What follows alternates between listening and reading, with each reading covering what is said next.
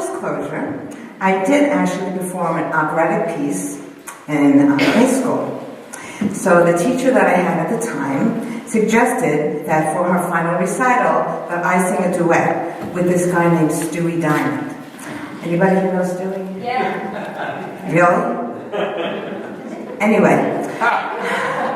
So Stewie was this kid who played bassoon in the orchestra, and I played the flute in the orchestra.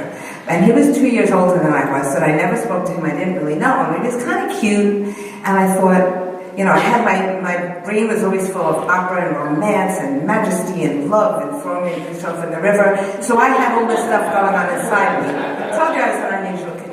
So I thought, ooh, well, maybe something can come of this, you know, like maybe some romance. Who knew? So it was time to have a dress rehearsal, and Stewie and I went to the teacher's studio, and this is what Stewie sang. And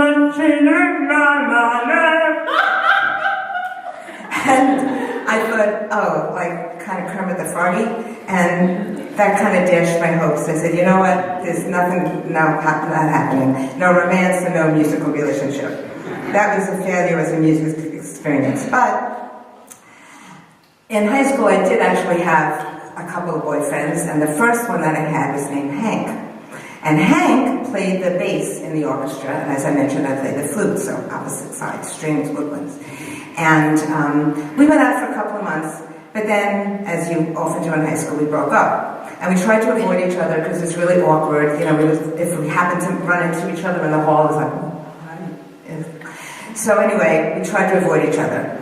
So at a rehearsal in the high school orchestra one day, we were all on our break, and my friends, Lisa and Diane, thought it would be so funny to play a little joke on us. And what they did was they took the flute off my chair, the bow off Hank's chair, and switched them. So we all came back from break, and everybody's taking a seat, and I go to my chair, and I see this bow on my chair, and at first I'm like, huh? And it's like, oh my God. So I grab the bow, he sees his flute on his chair, and we meet in front of everybody who came back from break in the orchestra. They're all sitting there watching us exchange our instruments, and I still remember how bright red my face was going to sit down in my chair.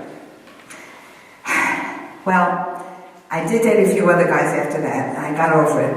And my first really serious relationship was in college. I had this boyfriend named Ray, and he's a very nice guy, and we were very serious for 3 years. It's a long time. However, after 3 years, he dumped me. And, you know, the emotion of a breakup, I was devastated, I was humiliated, I was hurt. But the great thing about music is that it helps.